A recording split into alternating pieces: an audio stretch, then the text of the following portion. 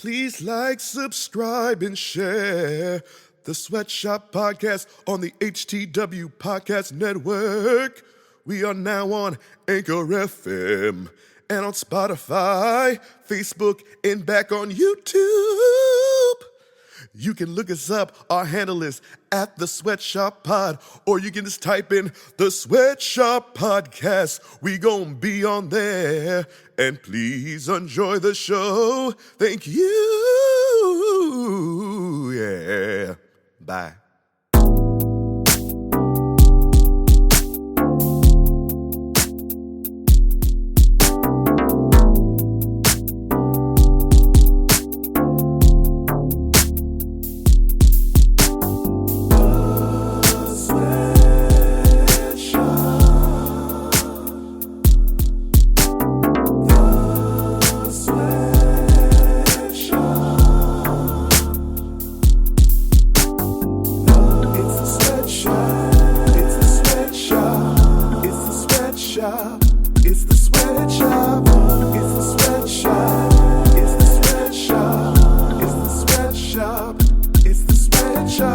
Everybody to the Sweatshop Podcast on the HTW Network. It is me, your host, Sweats, and my co-host, the Maestro. Now I know. The Braves got a 2-game sweep from the Yankees. I know. I brought my broom with me. Listen. Just for you. I get it. Okay. I brought it. But I was just going to preface this. We both came in hot, right? We did. We both came in on what? 9 game winning? Yeah, it's like 8 or 9 game winning streaks. Yeah, came on a 9-game winning streak. We both came in hot. Like, you couldn't get any hotter. And matter of fact, the games were super, honestly, they were super competitive. I know we lost both of them, but they were super competitive, and we kind of both stifled each other. Both teams, they kind of stifled each other for a little bit. It was just some good ass shit for a while. But of course the Yankees came out on top in those 2 games, which started our 2-game losing streak. But luckily, everybody else sucks in our division. So we are blessed, and plus we need that 2 week because we've been rock and rolling on the road for a while and finally got back home. Now we need a little breaky break before we play San Fran, which is a nasty squad. But luckily our team, everybody else sucks too. So we're 4.5 up when we were 3.5 back. I don't know, less than 3 weeks ago. So yeah. Well, the Mets have taken a nosedive. Oh shit, have they? A complete nosedive. Yeah. They do this every year. They do this every year except the year they went to the World Series that one time with Daniel Murphy. The Daniel Murphy year, and then he helped take the Nationals. Yeah, move them up a little bit. DeGrom hasn't been around. Yeah, no. Literally, I honestly think that one person changes the entire. No, you're right. You're right.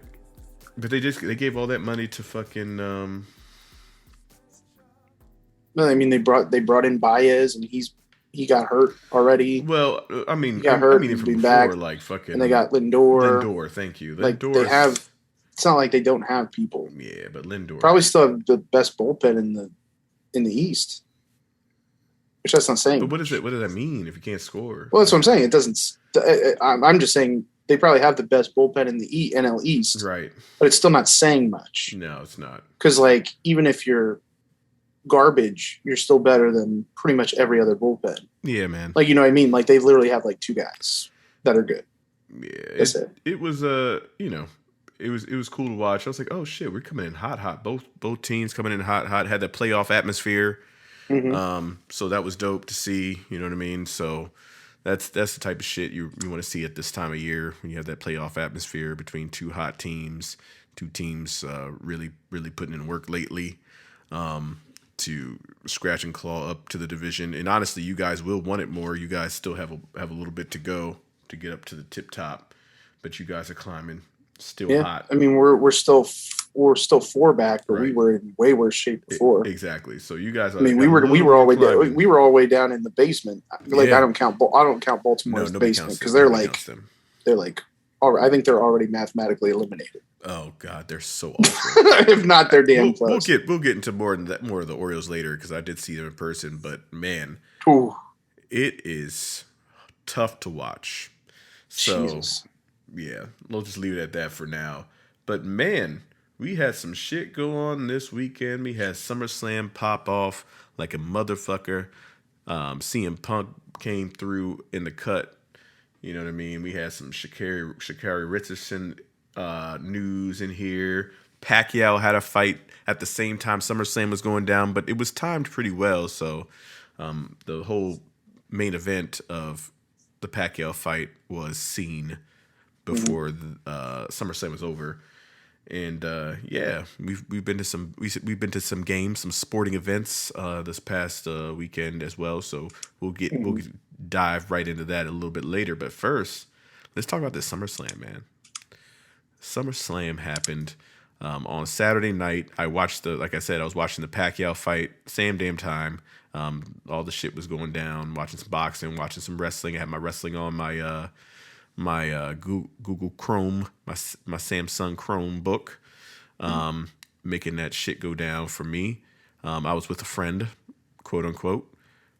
Okay. Hey, this was with a friend of mine, so we hung out together, and she actually sat there and watched the fight and wrestling with me, which was interesting. Yeah. Okay. And we went to this little spot called damn if I can't remember the name because I wanna shout them out. This spot was pretty cool. It was in Virginia somewhere, Herndon, Virginia, some random ass shit I'd never been to in my life. But it was looked like a nice little spot, little sports bar over there, and they were showing the fight. A lot of I was looking for places that were showing the fight, and that was one of the places that popped up. So I drove down there about a half hour away from me, and so because I'm closer to Virginia now than I was. So yeah, it was actually pretty dope. Sports bar, small sports bar, but it had that nice atmosphere, kind of like a sports bar I would like to own. Some shit where it's like not big, but still has like that liveliness to it and shit. But still, and it doesn't look like a dive bar.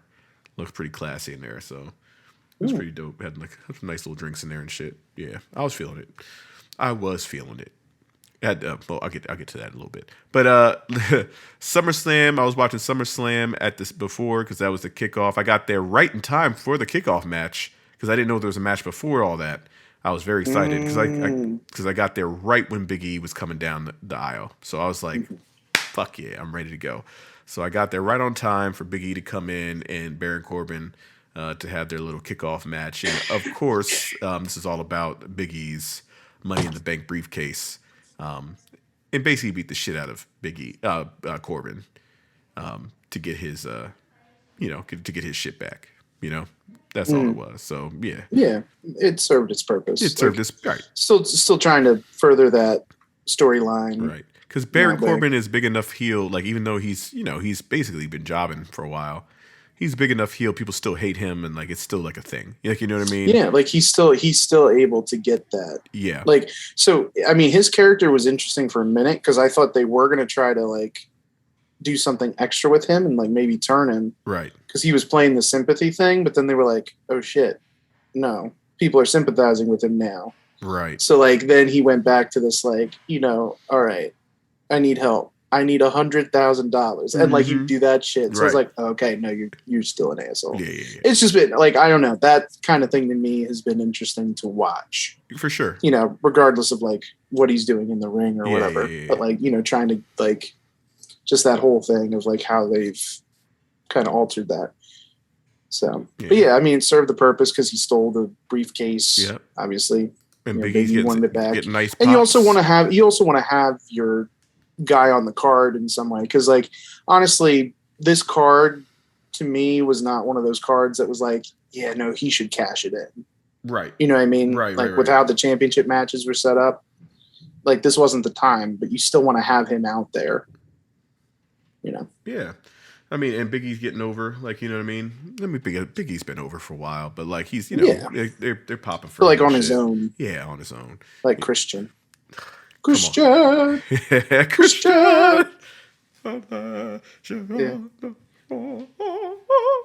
I mean that applies now though because he is back on his own. He is. He definitely is. With some titles in hand, Mm-hmm. in tow. We didn't really talk about that, but I didn't watch it yet, so I gotta watch that. I didn't watch that Oh, you part yet. didn't watch him actually win the No, I titles? didn't. I didn't. I just heard Okay. about it. I want to watch it first before I That's have my fair. opinion. That's Everything fair. like that. Did you watch it? I did. Was it a good match? Yeah. Okay. Yeah. I mean, it was a good match. Can he hang? Can he hang with him? Yeah. I mean, yeah. I Okay. mean, would I put it necessarily like put it up there with some like Kenny Omega's like New Japan matches he's had with some other cats? No. Okay. Like it wasn't like your 6-star Sure. match at Tokyo Dome, Right. but by all means, it was not like garbage because Christian is older. Like Right. he could definitely hang in there with him. Okay. Okay. And I think how the match went fit like both ways pretty well. You know what I mean? Mm-hmm. So Cool. that's without spoiling it. That's pretty much Yeah. what I'll That's pretty cool. give to you. Yeah. I would like to check. I would. Yeah, I would it's like to check worth that out. it is worth watching. Because when I saw it, I worth said, watching. "Oh shit! I guess I'm missing Rampage." Damn, like you know what I'm saying? Like, Yeah. it was Well, I some mean, Friday. they've been popping off with Rampage. Oh, they like have. literally, it's been around twice. We'll have a conversation about it. And they've popped off with it. Like Yeah. I'm nervous for it. Well, That's all I'm saying. well- I'm nervous. I'm nervous that we got let's not Thunder get on wild. our hands. Let's not get wild. Let's not get wild. I want to. No. Let's come Because back really, to I don't it. give a shit about SummerSlam. We're about to come back to it. Hold on. Yeah, but like Hold SummerSlam, is just like me. on. So wait. I'm impatient. I know. I see. Look. So we'll go through it. HJ Styles and almost lost to RK Bro, right? Mhm. So that was fine. Mhm. Good Yeah. match. Whatever. Yeah, they're furthering that team thing Right. with Riddle and Randy Orton. It makes sense. Yeah. Alexa Bliss and Eva Marie. Like, okay. Cannon fodder. Yeah. I could just, Yeah. I don't know. I've definitely lost the allure, especially now that like I have no idea where they're gonna go with this Yeah. Alexa Bliss thing. Like it's just, you know. Yeah. Sheamus and Damian Priest. Damian Priest won. Now that was to me that was a low key solid match. It was a solid match. Like I thought, like you know, especially we've talked about this before. How the United States Championship always is put on the back burner for things like Right. you know. Besides this one, like name your favorite United States Championship match. Right. Go ahead. Like the you know, only what I mean? one I could think of, and I think that might have been an Intercontinental title match. So then, never mind. Oh, what were you gonna say? No, I was gonna say Dolph Ziggler and Brody Lee, but That was absolutely that was Intercontinental. an title. Intercontinental title match. So forget Yeah. everything I just said. Yeah, so you know what I mean, like especially WWE's incarnation Right. of the United States Oh, it's Championship, been- because like you it's been can brutal. go back to the Booker T Benoit Right, series the Booker T. Benoit in series. WCW, but that doesn't count No, it doesn't count. because it's not the WWE iteration. Right. So like honestly, this was probably one of the the version of it. basically, yeah. But this was probably one of, at least that I can remember, one of my favorite matches that was for the United States title. Yeah. Like I just thought it was pretty solid. Yeah, there was a little bit of like kind of like I don't know, that one like that one dive he had was a little scary. Yeah. You know what I mean? I forget exactly where it was, but I was like, yeah. Like he like Yeah, for sure. But I mean that's kind of how he rolls. And with a guy like Sheamus, he can do some of that stuff. For sure. Whereas like some of those other dudes, he's not really able to kind of go. And like Sheamus can go too. You know what I mean? Sheamus like, is no slouch, man. Like I don't know, everybody keeps sleeping on Sheamus in that way. And like I think you give him that opponent, like he can carry him. You know what I mean? I think he can do it. I think Sheamus. I think the knock on Sheamus is just I don't know if it's like same old shit or whatever the vibe might be with him. But I think, like you said, if you put the right opponent with him, like good matches will happen. Well, I don't know. I mean, this is probably definitely going to be unpopular opinion, but like I don't see anything that's like way different from him in his character and in his iteration versus like say a Daniel Bryan or versus like a CM Punk, because like to me they're always the same shit, different day. Interesting. So I said unpopular. I know. Interesting. But that's just always how I see it. All right, that's fair. The Usos and the Mysterios. Usos won. It was a good match. They always put on good matches. It's fine. Yeah, I was gonna say. I mean, Dominic's coming along. Yeah, he's still, still got that greenness on him. But yeah, he does. I mean, overall, I thought this was still a pretty solid tag team match For sure, especially for WWE, who like basically doesn't give a shit about tag teams. They don't give a fuck. Basically, let's just be real about that. Basically, yeah. So this is where it comes to a halt. Even though it was like a nice pop and craziness. Mm-hmm. Like, well, I don't know what. I don't know if I agree with that, but okay. What, like a nice pop? No, that it came to a halt. Oh no, I mean for me, like I'm just like I know. It was almost like, okay, I don't know what's up with Sasha. Don't know. I think she's injured. I think it's something with an injury. Is she legit injured? Okay. I heard it was like maybe her shit was up or some shit with the company. I don't know, because she had that shit before or something. No, like that. I don't. No, I think it's like I think it was like an injury. Okay, so then Becky comes out, and then beats her for the title quick, with a kind of like a cheap shot, type thing. Yeah, very heel move. Yeah, very heelish move, and then she lost, which they'll come back again with another. They'll come back with the rematch and everything like that. Yeah, and we go with that vibe. I was just like, oh, okay. Well, it's cool that Becky came back. Everybody excited. That's cool. I was like, oh, they're gonna have a match. Oh, Bianca lost like that. But I understand it, but I didn't like it. Not unless she comes back and beats her. Do I not like it? I mean, it's possible. Yes. Like we don't know that yet. Right. Like I think people are jumping down the throat. Basically saying like, oh, she's a champion. How can you only give her a 20-second match? Well, if you go into a match against an opponent you didn't prepare for, there is a good chance you're going to lose. Oh no, that's definitely true. But Bianca had been pushed. I mean, it's.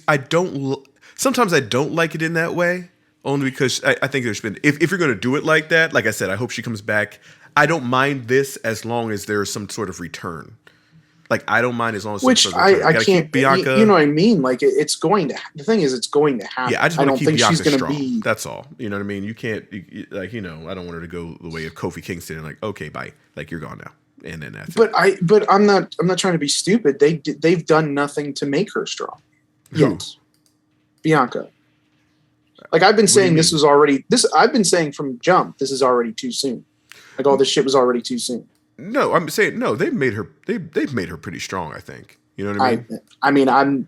I personally have not been buying it to that level. I mean that's fine. I mean, I'm not saying she's like not worth it. Right. I think she's definitely worth it. Right. Like, she's definitely putting on good matches and stuff. Yeah. But like it takes more time to like build into that. And right now they were playing into this like I'm preparing for you mentality. Like she's going into it being like, I've been preparing for Sasha Banks. I'm this athlete. What does an athlete do? They train and they prepare for the next event they're coming up for. Sure. She didn't train and prepare for Becky Lynch. She trained and prepared for Sasha Banks. Right. Two totally different people. Right. I get it. So like it's playing into that narrative. I don't think that necessarily makes her weak. I just think that makes her more human. Anything. I'm just saying it only makes. You know what I mean? I think it only makes her weak if something happens afterwards. You know what I'm saying? Like it's only in the aftermath. But what if she's the face that can't beat this heel for a while until like she like does like some Rocky shit and like catches a chicken? As long as she's staying in that picture, that's what I'm saying. Like it can't be like. But not everybody can stay in the picture forever. Well, I'm saying like, what if she can't beat this heel? Blah blah blah. That's what I mean. Like you can't do. Again, as soon as that shit happens, you don't want to get in that position where it's like that. That's all I'm saying. That's the position that she kind of was put in. So, in my opinion. But I mean, they tried to put her there. Was she necessarily believable? To some people, yes. To some people, I don't think so. So maybe this is a way of backing her off that also. Maybe, but I just again, my opinion, I didn't like it. I didn't like the way it was done unless something happens afterwards. I will hold off. I mean, like it's inevitable that another encounter is going to happen. I will hold off until. Yeah. I will not put damnation on this until I see a culmination of what's going to happen. Now, this Drew McIntyre Jinder Mahal shit, this was just a squash match. So it was not. Yeah. It's not what we wanted, but it's what we No. got. It's what we got. No, because I mean, I guess they're trying to like bump him being McIntyre back up, but Yeah.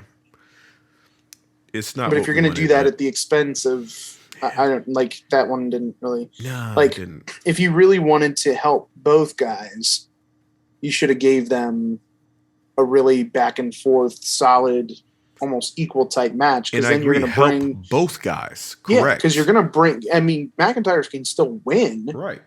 but it would help bring Jinder up so Right. that you do have another like credible heel threat around that scene that can bring some of the other guys up too, like when he goes to fight them and stuff. Right.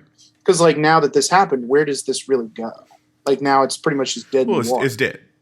It's gone. 'Cause if, And like- Jinder's because gonna at go least back if to Jinder- whatever she's doing. Yeah, I was gonna say because if at least if Jinder even wins here, even if it's a cheap shit win, there's somewhere to go. Right. That McIntyre's like, I want revenge. Da da da da. Like now with McIntyre winning, it's like, well, the hell does this go now? Unless that this is it. But if this is it, this was like something that was just like, okay, it's just giving him something to do. Yeah. And then we're gonna make Jinder do whatever the hell after this, and then where we send in Drew, like it's kind of like no man's land, unless one or the other's taking time off. But you know, Yeah, no, I get it. Nikki, Charlotte, and Rhea, triple threat match, good match. Charlotte Flair won, which I'm not shocked about, but but it did happen. So Charlotte has won again. How many titles has she won? Oh, geez, So many. 12, So many already. I think. Yeah, She just got here, honestly. Like I know it's been a while, but she really just kind of got here. well, 2015, right? Yeah. 12 titles, 12 2015. titles in 6 years is a lot. Yeah. In No, my I mean- opinion, it's a lot. I mean, but you think of, Ric Flair. It's kind of how he did it. 6 titles in 12 years. I mean, it's in 12 titles in 6 years. Well, think about his career. Think about when he started. I'm not sure exactly when he won his first Yeah, I think NWA World Championship, but the last Was time it he won a 15 World times? Championship was what, Right. 90 something, 94. and like it was mostly in the 80s. So like right. 16 times in Yeah. probably less than 16 years. It's not like he Yeah. was winning a World Championship every year. No, I know. It was, Probably happened more than. Plus, she's got 2 belts she can win. I think from. it started in the You know what I 70s mean? for him, right? When he won his first title. I don't know when he won his first one, but he definitely started his career in the 70s. Yeah, I think he won titles in the But I don't know 70s if he too. won his first title in the 70s. Yeah. I think it's been. I personally think it's so fast. Like, you know what I'm saying? Like, no. I think 81 was when he won his first one. Okay. Yeah, I think like literally 2 belts a year on average is a lot. You know what I mean? All of a sudden, she has 24. If you put it in context, like 24 title reigns in 12 years. But you also That's have to a lot. remember that one stretch where it was like she won it, then the next day she lost it, then the next day she won it again when her and Sasha traded like real quick. You know what I mean? Yeah.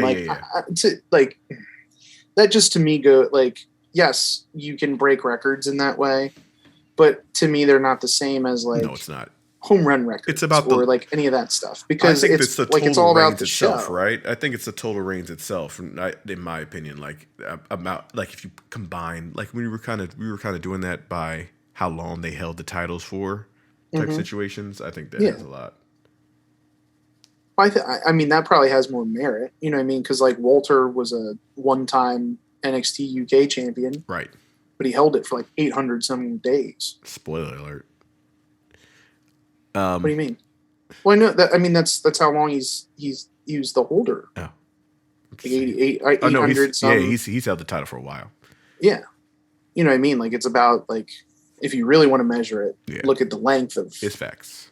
runs. No, I like that. But I mean, Charlotte Flair is great. There's no question about that. That's not what I'm When I debating. think there is the narrative that she's undefeated at SummerSlam or something like that. Oh, is there a thing? Is there a thing about that? Okay. I think there might be. I'm not entirely sure. I thought I heard that. I could be wrong. Oh, okay, that's cool. But there might be that narrative that she has not lost at SummerSlam or something like that. Mm-hmm. So I don't know if they're trying to build that also into that. You know what I mean? Yeah. But they still made it that really nobody gets out of that figure eight. Nope. Like you tap. You tapping, baby. That's it. That's all there is to it. That's the strongest finisher of all time. Like now. Probably the most well protected. Absolutely. For sure. I just can't think of another one. I don't think anybody's gotten out of that shit. Just dead ass serious. I can't think of it unless it's like been forced by somebody else. You know what I mean? Because like she did lock it in, but then the other person jumped in, right, and broke it up. Correct. But it wasn't like somebody got to the ropes or like was able to reverse it or anything. It's like once she locked in the 8, you know what I mean? That was it. Once she put the bridge on Britt Baker, like with her shit, like just as soon as she puts that fucking shit in her mouth, and you're tapping. Like that's how I like shit like that though. It's like, okay, I have it, but I don't have it until I don't have it all the way. Lock it. But then I got it all the way. And now you're fucked. No matter what, you're fucked. And everybody knows you're fucked. That's the thing. Like when everybody knows you're fucked and that figure 8 comes up, that's what's really cool about it. Yeah, and there's gonna be that one time. There's gonna be that one time. There could be. And I don't mind it happening at some point where there's that one time where somebody gets to the ropes or somebody, and it's like the biggest fucking deal. I mean, ever. But that'd be the only time it ever happens. It's got to be super special. Right, super special, and it's the only time it ever happens. Like, go right back to the shit. You know what I mean? Every other time that same person does it, she taps. But that one fucking time she gets to the ropes or some shit like that. But you know when that happens, then more people are going to be like, well, that person did it, so let's do it this way. You know what I mean? Like that shit can't happen until that person's past the prime. Right, past the prime or some shit. And like ready to pass the torch sort of thing. And I don't mind it as long as they go right back to it. Like, you know what I mean? It's got to be part of a whole story, make a lot of sense for it to happen, personally. Yeah. Oh, yeah. All right. Cool. Edge Seth was a great match. So these last to me that was match of the night to me. Yeah. Yeah, it was to me that was match of the night. It was some good shit. It wasn't because like they didn't even need a title to tell this story. No, they didn't, and I'm glad they didn't. I'm glad they didn't put the title on the line for this. Well, there was no need. No. Like Edge doesn't need that. Yeah. Edge has all of the motivation and the people sucking from his teat. Yeah. You know what I mean? Yeah. Like he doesn't need any of the titles. He doesn't need any of that. Literally put him in there with anybody. Mm-hmm. Yeah, I know he wants, and this is like his bucket list, man. He's out here getting his bucket list in with all these guys he's fighting right now. So that's really, really cool. Yeah, it was a great ass match from beginning to end. Tells a great story, obviously, all the way through. With Edge picking up the win, great shit. Mm-hmm. Every time I see him putting the crossface or some shit like that, I say that might not be the last time they go. No, either. I doubt it. It's gonna be a hell in a cell. I can see some shit happening like that, where it's gonna be some bullshit for sure. And then here we go with this shit. Speaking of something else, I think we're gonna see more of. Oh, of course we are. But fuck me. Oh, I'm so excited. Why? I'm so excited. I love it because the whole crowd was like, "Thank you, Bobby."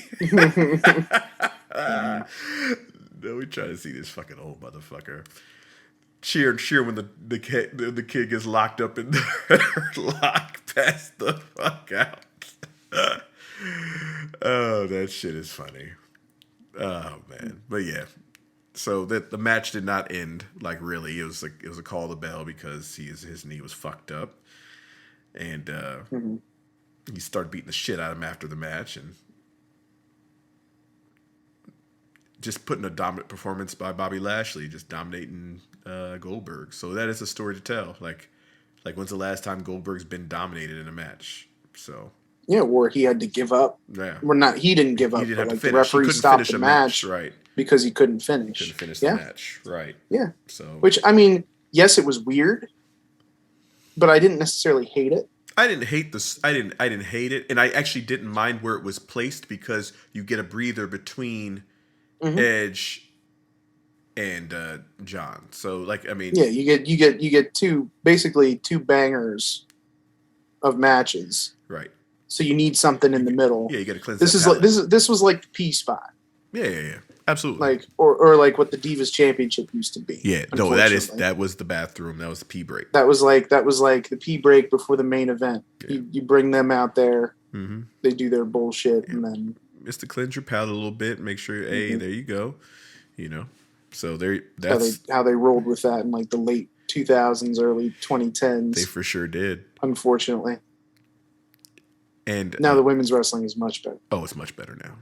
Like it's night and day, literally. Roman Reigns and John Cena. My God, is Roman Reigns good? Yeah. Like Cena's good too. Like seriously, but no, I mean, Cena. The thing is, like, Cena has also been putting on bangers with pretty much everybody he goes in there with. Sure. In most recent history, you know what I mean? But like Roman, bro, he's getting bangers out of everyone. Roman is so good. Literally everyone. And he's methodical. That's what's so gangster about it. It's not like he's out here. Well, he's the thing is he's in his when he fights, when he speaks, he like embodies that head of the table. Yeah. And that's what makes it believable. Yep. And that's what makes it so good. Yep. You know what I mean? Because he takes that I don't know where the hell he learned it. I don't know, I don't know, maybe Uncle Rock helped him out on this. Uncle or Cousin Rock. Uncle Rock might have helped him out. However they're related, but like, I mean, he since he's come back and done this shit, like it's been like he's taken this shit to the next level. Like he was good before. Even though people were shitting on him, he was good before. He was good before. He was. No, he was there's good no doubt. Before. There's no doubt. But this is like next level type stuff that he's doing. Like next level. Like it's just been a pleasure and a joy to watch. And like pretty much every Roman Reigns match, I'm like, oh shit, I'm looking forward to this. It could be against Goldberg. Yep. It could be against. It's true though. It could be against Ric Flair. I don't care. Like, I'm looking forward to it. Yeah. It could be against you. I'm looking forward to it. Facts. You know what I mean? Like, it could be. He could literally fight a broom, and I'd be okay with it. Yeah. And it's probably going to be. It's probably going to be at minimum 4.5 stars. That's how I feel. Like at minimum.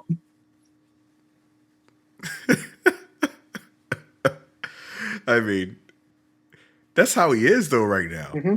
Yeah, like he literally is unstoppable. Even in when that he comes way out, that, just him coming out down the aisle now, it's just like fuck, bro. Here we go. Yeah, like he does. He has like a renewed presence. Yeah, you know, like it's just. But yeah, obviously, like you always had that. You had like it was always there. Like because he was all over Cena for most of the match.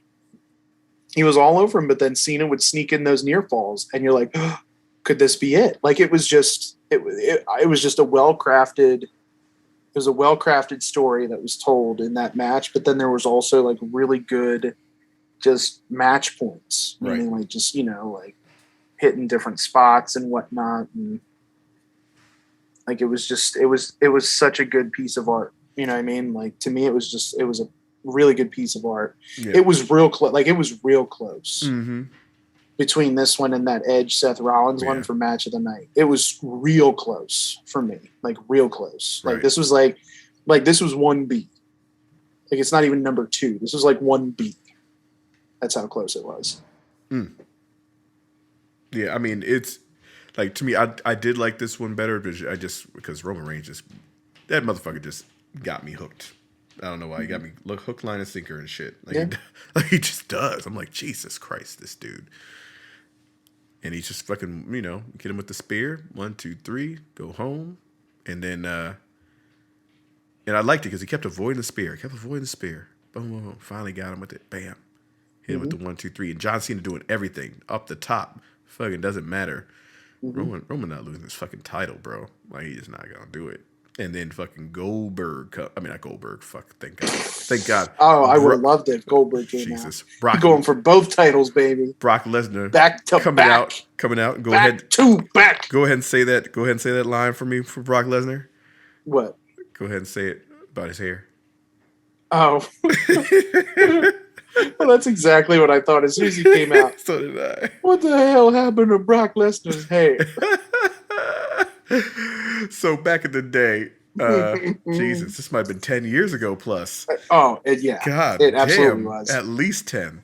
At least. And fucking our boy Tommy, man, and he was watching what is it, Royal Rumble with us or some shit. I think it was something like that. It was some shit like that, and he sees Mark Henry. Now Mark Henry is balding, like so he has these dreads, and he almost looks like Stevie Wonder with these dreads, like so his shit is. this was back in the day. Yeah, this is back late. This is probably late 2000s, early 2010s. Yeah, right? It had to be this is probably around Hall of Pain. Yeah, exactly. It's Hall of Pain. Hall of Pain. Mark Henry. Absolutely. This was like even though it wasn't prime Mark Henry, this was prime Mark Henry. Like it was. This was top Mark Henry. Yes, this was world champion Mark Henry. Yes, it was.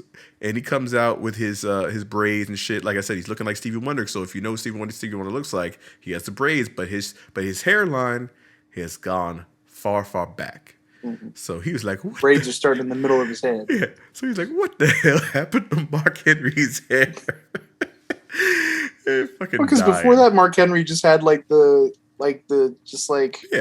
real short hair. Short hair. Like not bald, but just like short, almost buzzed. Yeah, he had a fade or whatever. He had like a fade or some shit like that. Yeah. So he's got these dreads. He just looks at him. What the hell happened to Mark Henry's hair? This shit is amazing. It was so good. It was so good. Oh, man. But yeah, that shit was funny. But yeah, he comes out with this weird cut he got, and yeah, that was interesting. It's almost looking like Conor McGregor's type. Yeah, vibes. he's got like the Brody tail going on. Yeah, he's got that deal. Yeah, he got the vibes going on. But yeah, he comes out. They stand face to face. They talking a little bit, shit like that, and Roman leaves. He got a huge pop, by the way. Fucking Brock got a fucking crazy pop. Well, I would say it was the week of surprises, man. Yeah, it was a week of surprises, and Brock Lesnar came out, bop with the pop. And that's going to be like you said, it's a different time now. It's not the same Roman back in those fucking WrestleManias and the SummerSlam. It's not the same guy that we saw with him. So those are three times. And especially since Roman has Paul Heyman. Right. Like now that adds a whole other variable. Yeah, he has Paul Heyman. He has all this charisma now that and all this confidence that he did not have in previous years with Brock there, right? So, and then the support is different from the crowd. The crowd was just booing Roman to boom. Now it's a different vibe. It's just a different vibe now. And yes, they're still going to cheer Brock because it's Brock, but it's just different than it was prior. Just like with Cena and Roman. Like, it was a different vibe than it was the first time. So, it's different Roman Reigns. I mean, I was going to say, I have not heard Cena that widely accepted in a long time. Yeah, absolutely. But like, from the moment he came back to SummerSlam, like... completely cheered. It was back to, like, 2005 Cena. Yeah, he was a completely cheered Cena. It was unlike anything I've heard in a very long time, if at all. Because when I first started watching wrestling again, like back again... They were booing, he's half booze, half cheers. Booing the hell out of him. Yeah. He was half and half, and then for a while it was mostly booze. Same for Roman. Like he came out mostly booze with a few cheers. But lately, Roman's been booed for different reasons now. It's not the same shit. It's a different boo. Like it just is. No X-Pac heat. Well, it's like it's like the actual reason you're booing him, not because they feel like he's being forced. But people still them. You know what I love mean? him. So like, people are still cheering Roman too. It's not like they're not. It's just, he's now a heel. So there it is. Head of the table life. His whole shit. Head of the table, acknowledge me. Like, what's better than that? Like, goddamn. Like, how many more T-shirts can you sell? Seriously. You popping that shit out like it's hotcakes. That's how I feel, man. Like literally, got head of the table. You got acknowledge me. Yeah. I got the one that says like, it's like wreck and then leave or some shit. Like I got that one. Yeah, like it's like at least 4 of them. Yeah. He's out here putting in fucking work right now. Popping out goddamn T-shirts like it's nothing. Oh, great segue. So speaking of T-shirts, CM Punk just broke the record for T-shirts on the Pro Wrestling Tees. Yeah, within apparently like a weekend or some shit. they bought they literally bought all of the white ringer T-shirts in North America. Wow. And still ran out. That's incredible. Apparently. Yeah. And he does, I mean, okay, so we know that Punk debuted on AEW, which is Rampage. Awesome. Yep, Rampage, AEW on Friday nights at 10. And that's a big deal, obviously, a big deal for a lot of wrestling fans. So that's, again, huge pop. Everybody loves it. It's in Chicago, big deal. So everything is everything. Great. So now they can actually shout CM Punk for a reason because he's actually here now. Yeah. That's fun. So that'll be nice because now it won't bleed into other places. Bleed into other bullshit because now he's actually because now here. They can only know where to find him. If you wanted to see CM Punk, you know where to go. So you don't have to do that bullshit anymore. Right. So that is nice. Yeah, that was beating a dead horse for quite a many years. I can see maybe the first year, man, they kept doing this shit for the last 7 years. Literally the last 7 years. Fuck. Has not stopped. It's annoyed. Yeah. But he's back, and before that actually went down or whatever, I think somebody posted something on. I think it's Roman. It was like a Roman Reigns thing. It was like a Roman Reigns interview, and Roman Reigns said some shit like he doesn't move. He's not like Cena. He's not like The Rock. It's not it's not like the same shit. He's not like those guys were over. Yeah. Yeah. And I remember, I can't remember where it was. I think it might have been on Anthony's group chat, not the group chat, but his members deal on Facebook, his group on Facebook. In the Tornado Tag? Yeah, at the Tornado Tag group. And I was like, where's the lie? I was like, where's the lie? Because I like CM Punk a lot. Sure. And I do. I think he was very popular. I think he's very popular now. But he's not The Rock. And he's not John Cena. Where's the lie? No, he's not Stone Cold Steve. He's not Stone Cold. He's not those guys. He's not Batista. No, he's not Batista. He's not. It's weird to say. It's weird to say, but no, he's not that. I mean, no offense. Not Hulk Hogan. No, he's not Hulk. He's not on that level. You're not Brock. He's not on that level. No. He's not the Undertaker. Not Ronda Rousey. He's not Ronda. He's not on that level. He's a very popular wrestler for sure. He's a very popular wrestler. He's a very popular wrestler. There's no doubt about it. Period. His shit does not extend past that. No. He's not bringing other eyes to wrestling. No. It's just not what he's doing. No, he's the apple of the diehard. Correct. He's the apple of the eye of diehard wrestling fans. And and there was one guy responded saying something like, well, he was absolutely as popular as Cena, blah, blah, blah, blah, blah, for this, between this year and this year. I said, oh, great. So for 365 days, he was more popular than John Cena. Where did that get, where does that translate? Right. You know what I mean? For a year. Because if you look at John Cena, look, he's doing movies now. Right. But I mean, he's doing movies. He's doing TV shows. There are a lot of places. The dudes who are on that level are doing shit outside of professional wrestling. Correct. I mean, for real though. And that not a commercial, not like a guest spot. Not a guest spot. Yeah, not a guest spot. Or I know CM Punk was doing some Marvel comic shit. Yeah. That's not the shit we're talking about. But that's not. I mean, that's not like crossing over. Christian had a TV show. You know what I'm saying?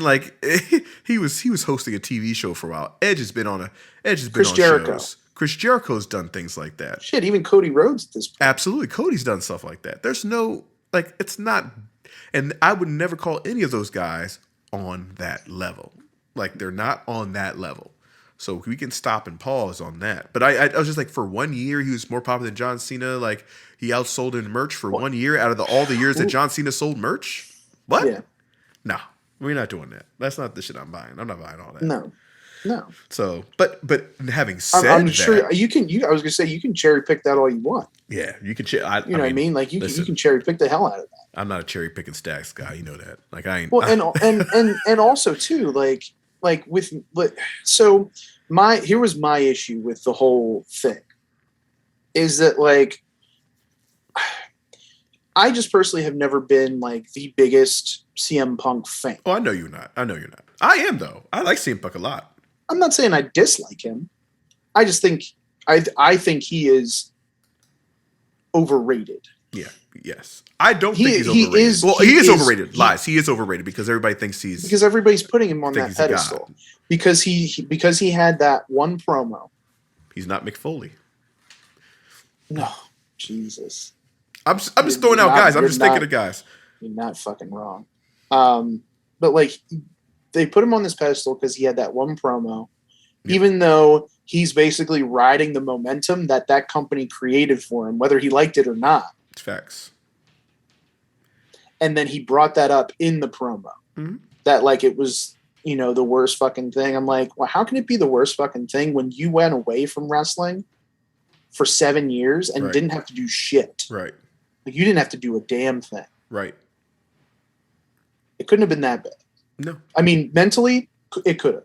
Like mental health wise, could have hated it. Because I do understand and I do respect the fact that I think he is a guy that is all about the craft. He is. Same thing with like John Moxley. Exactly. He's a guy that's all about the craft. Agreed. And that is something that I do think is important and that should not have any lost sight. Mm-hmm.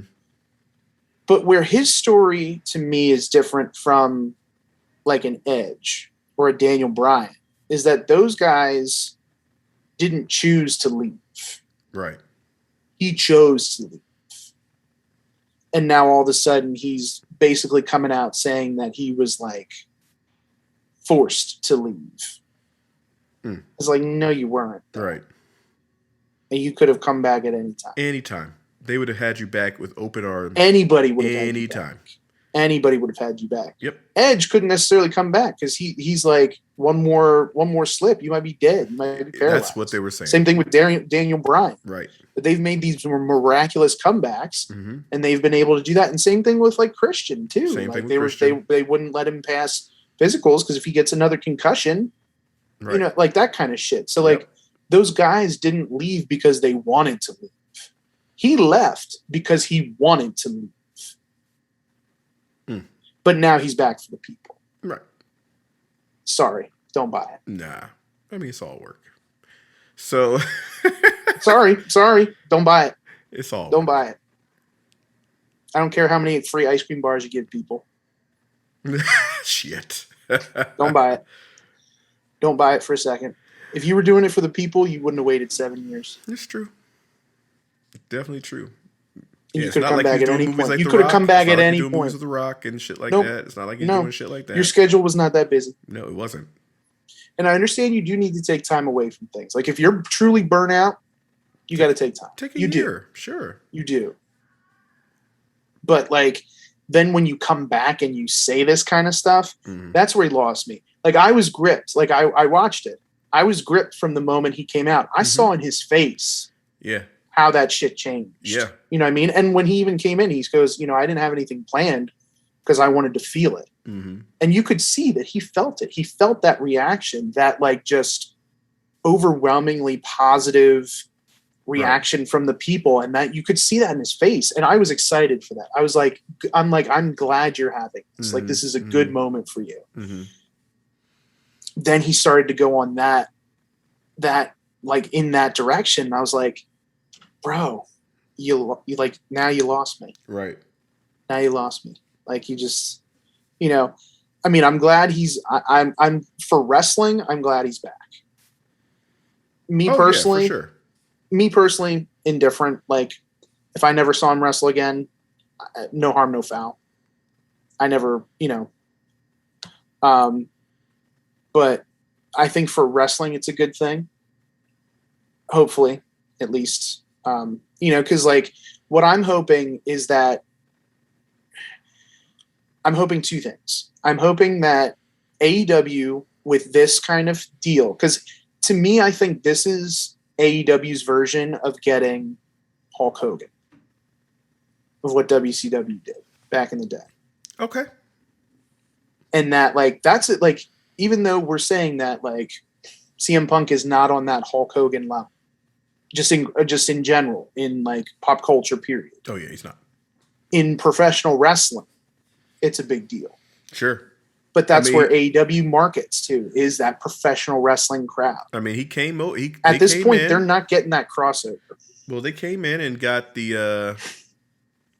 I think their ratings were quite substantial on that 10 o'clock on Friday. That's substantial. Yeah, I think it drew like a million people. Like a million and a half, some shit like that. It's substantial. Especially the first one drew, I think, 800,000 or something like that. And him moving the needle like that is awesome. Like, I mean, that's some good shit. Will sustain? Don't know, but like. But that's the problem, because now this is your second Rampage. Where do you go from here? You're just gonna keep inviting people. You know, everybody's signing, everybody's coming through. They got to give some space. But if you're gonna run it, the thing is, if you're gonna run it every Friday night, and you've already like done that on the second one, like I get you wanted to do the surprise. The timing was right before SummerSlam. I understand that, but like if you're gonna. I don't know. Like it just, to me, it just kind of sets itself up for, like, okay, then next week, if you don't have anything, well, I'm not going to watch it then. Right. I'll watch it when something else when something else big is going to happen, I'll watch it. Or like people I DVR it anyway. So I don't know how they count views and all that shit, but like with the DVR age, But, if they're saying like 1 million plus live viewers, I don't think that's going to be sustainable unless they keep doing stuff like that, which at some point you're not going to be able to. Unless the stories get good, unless some shit gets good. Yeah. Like sustaining, keeping them, grabbing them there. So I agree. But even then, like the people. Like, it's the people that are drawing him in. Like, it's not – I'm not trying to be stupid. Like, as good as Kenny Omega is, as good as a lot of those guys are in AEW, because they do have some phenomenal wrestlers. Oh, of course they do. Phenomenal wrestlers there. Those names aren't going to draw people in to watch. Yeah. Like, you're not going to draw those people unless they know professional wrestling. You're not going to draw those people in to just watch. But they kind of masked it as a big announcement. Ooh, okay, I'm interested. Right. Now, wrestling fans were smart. They were like, we know it's CM Punk. So that kind of like infiltrated. Mm-hmm. I just don't want to see AEW go the way of WCW. Meaning like they start to get away from where they started. You know what I mean? Like they initially said, we're not competing. We're an alternative. And I think that's the smart way to go. Mm-hmm. Especially at this point, because WWE is not doing anything right now to really captivate people to stay on their programming. You know what I mean? Like to the vast majority, I'll say.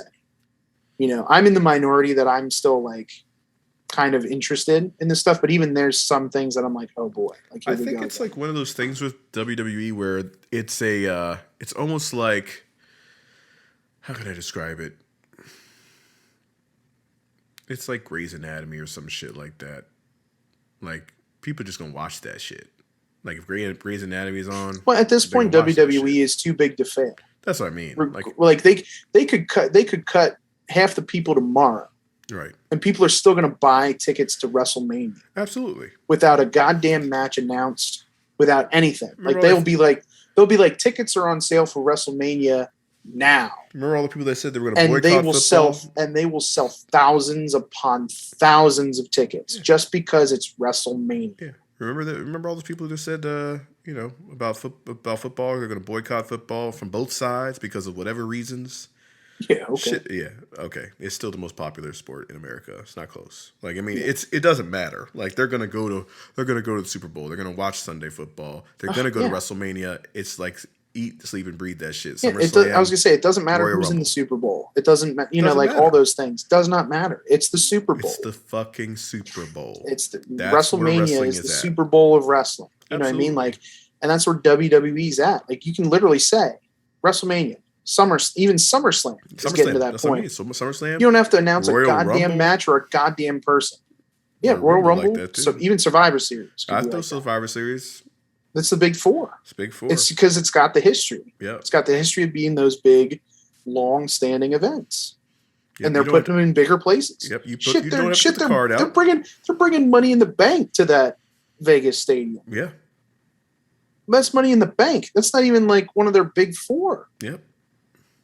But they're going to bring it into a 50,000 plus seat football stadium. It's going to sell out. Well, I was going to say, and they will definitely sell. In fact, I don't know how many tickets they sold already because they were like, scan the QR code to buy your tickets. Yep. They probably sold thousands of tickets. Dude, it's right there. It's Vegas, man. It's Vegas. And you don't even know who's going to be in the company. Next year. Nope. Everybody could be fired. Nope. They're going to go sell. Everybody could be fired. Regardless. Literally everybody you see on WWE right now could be fired next year. It doesn't matter, bro. Watching these cuts, everybody could be gone. It's facts. Cuts are. It could be you and me for the Money in the Bank next year. Hey, man, I got you this time though. I'm pushing you off. Which, by the way, that shit would sell out. I'm just saying. It would fucking sell out. Are you serious? That would sell out. Fucking charisma out here. Absolutely. We out here exuding that shit. Yeah. I don't do it. But like that. But WWE's at that point where they are. They could literally trot out anybody, and people are still going to buy tickets to WrestleMania. AEW is not there. No. And it takes a while. It does. It takes time. And I think that's what your concern is. And you can't. But that's the thing is WCW tried to rush it. Yep, they tried to because they wanted to compete, and they not only wanted to compete, but they wanted to win, and they wanted to crush WWF. Mm-hmm. And at that point, WWF was not at the point where it was too big to fail. Now, WWE is too big to fail. They're a globally traded company. Right. You can't. Like, you can get global deals to broadcast your shit around the world. Like, I mean, shit, Camp Leapfrog goes around the world. Right. We're not competing with WWE. I'd like to. No, I'm just kidding. But like, you know what I mean? But like, you've got to first shot.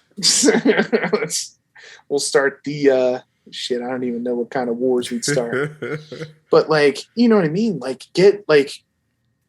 get your solid base figured out before you really try to grab into their market. And like, they're just too new. And I feel like, and I know Tony Khan's a big WCW mark. Mm-hmm. So just don't take too many pages out of that blueprint. There were some things that worked, but then you ultimately saw what didn't work after they did those things that worked. Right. You know what I mean? So like, if like, you know, I'm not saying that like all of a sudden they're going to start this NWO thing with like CM Punk and Daniel Bryan and like Bray Wyatt or whoever the fuck else they're going to sign. I mean, they could. If they do that, I will stop watching. I can't. If you're going to literally carbon copy it, I can't do it. Why not? Just do because then I know how the story ends. All of a sudden, Rampage is going to turn into Thunder. All of a sudden, you're going to get like, I don't even know, one of the other dudes signed way too late. You get like your Bret Hart of AEW, which I don't know who that would be at this point. Could be like I don't know. Who the hell's been hanging on? R-Truth. I don't know. You get like R-Truth over to AEW. I don't know. Disrespect. Some shit like that. You know what I mean? Well, I'm just trying to think of a guy who was around for so long. Disrespect. I didn't mean to disrespect R-Truth like that. Sorry. I'm sorry. I like R-Truth way more than that. I apologize. Shit, that's I'm sorry. Disrespectful. I was just trying to think of like a guy who's been there for a while, and then all of a sudden is like, "Nah, I'm out of here, bro." Like, I don't know who else has been around that long because everybody else is pretty fresh at this point. They got rid of people that were around that long. It's like a Dolph Ziggler, maybe. I like Dolph Ziggler. God damn it. Oh shit. I don't know. Anyway, it just reads WCW to me. And as much as I enjoyed WCW in its heyday, and I'm sure most wrestling fans did, we saw what happened. Well, and like it just I just can't go that way. Again, it's the go same. that way. It's the you same. You gotta thing. play to your niche. Play to your niche, man. Yeah, we'll see what. I mean, again, we'll stay, see what happens with it. Stay in your lane, and people will gravitate toward it. In my opinion, we'll see what happens with it. We'll see what happens with what's happening there. There's a lot of shit going on, obviously. So it's going to be a thing about to pop off over in AEW. Lots of moving parts. I'm definitely going to watch AEW All Out. That's definitely going to happen. Mm-hmm. So when is that? Yeah. Anyway, it's I think it's Labor Day weekend. Okay, good. It's probably that Saturday. Good. I think it's usually because they usually do Saturdays, right? Yeah, they usually do Saturdays. See that? Yeah, I think it is a Saturday. Actually, I think it's the 5th, which I think is a Sunday. I don't know. Is it the 5th? Either way, I mean, I'll watch it because I feel like it is the 5th, but yeah. I don't know for sure. I don't know what you're doing that weekend, but it's a great question. Fucking maybe meet up or some shit because it's Monday off. It's true. I think it'll be Monday off because of the Labor Day. And it is the 5th. Okay. So that's on Sunday. Okay. Damn.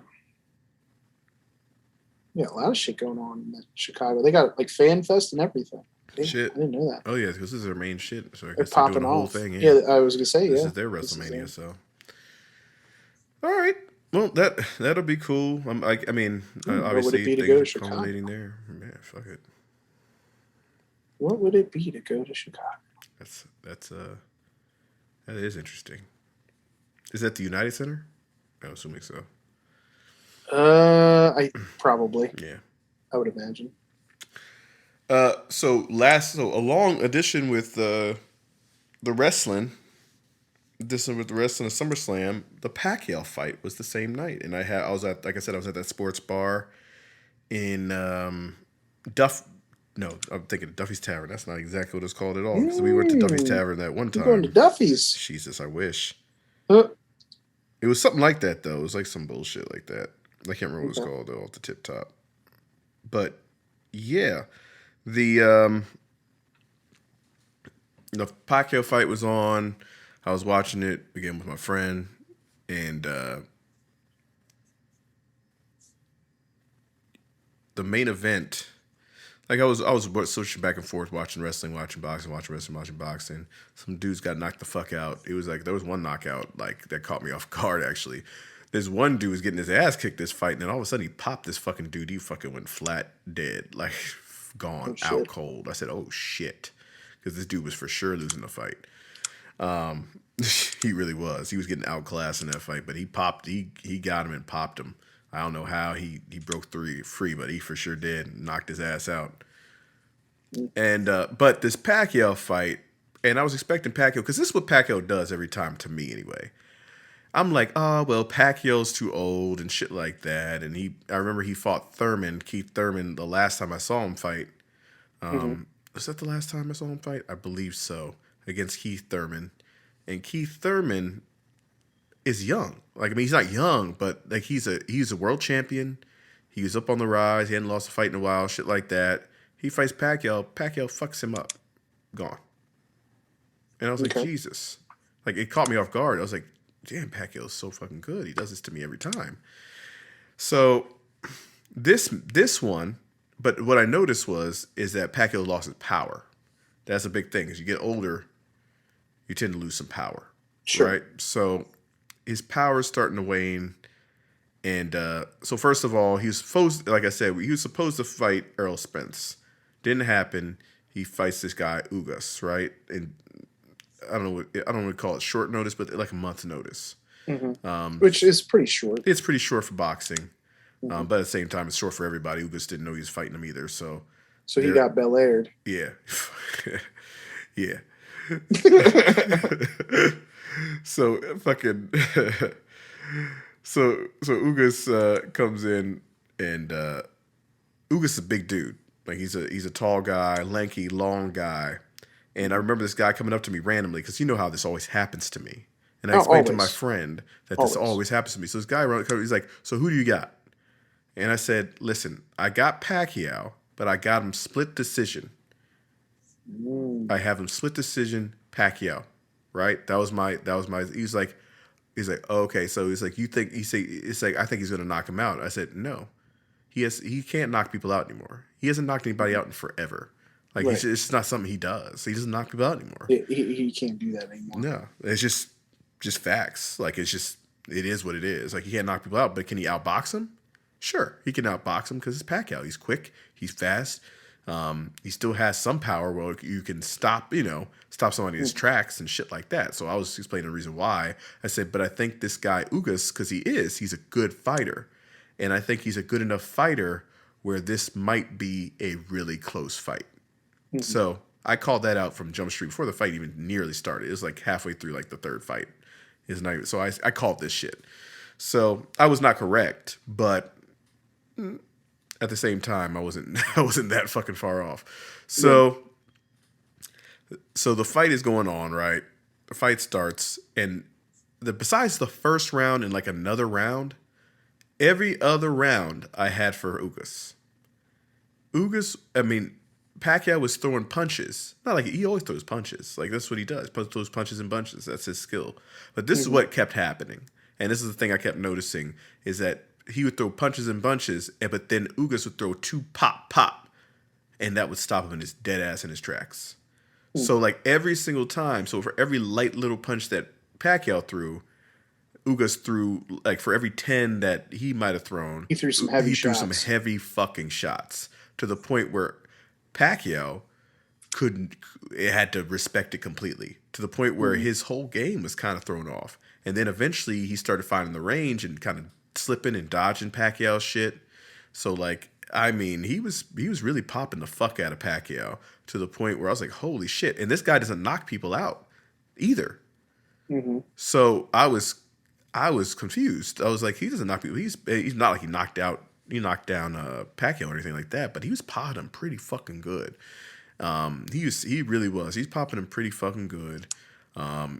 He's like every fucking round was the same shit except for like maybe 2 or 3 rounds, but it was the same shit. He would come out the one thing I noticed, he was slower. He looked old. Like he actually looked old this time. And I was like, now you're looking old. So the guy kept coming back. I said, Pacquiao's losing this fight, bro. I said, Pacquiao's losing this fight. Like I just straight up told him, this is a wrap to me, because it looks like he's lost. Looks like he's confused. Looks like he doesn't know what to do. That's essentially what it looked like. This guy had him pegged. He had him pegged from jump. And at the end of the fight, because what was pissing me off though was the guy. There's the scorecard guy. They got the commentators, and they have the guy come up every now and then. Oh, okay, I have to see the fight like this, right? Mm-hmm, yeah. This fucker gives like almost like the official. Yeah. Exactly, and this fucker gives like 4 or 5 rounds of Pacquiao early, and I said, huh? I said, no fucking way. So at the end of the fight, right? Finally starts giving rounds to this dude. At the end of the fight, this guy ends up having Ugas win the fight, like overall, right? Okay. But like these first couple of rounds, I was very confused. I was like, he was doing the same shit in round 10 he was doing in round 3. There's no difference. The only difference is now Pacquiao's more fucked up than he was in round 3. You know what I'm saying? He's really fucked up now. But so at the end of the fight, I was like, ooh, this is going to be split. Because I could see people going the other way, because he's throwing punches, sure. You know what I mean? I'm more of a who's controlling the fight guy, as opposed to who's just throwing punches and landing some. Might not be doing anything but landing them, because some people go that way too. But who's controlling the fight? I'm a big who's controlling the fight guy. And so I had Ugas winning by like several rounds. Like this shit wasn't close to me.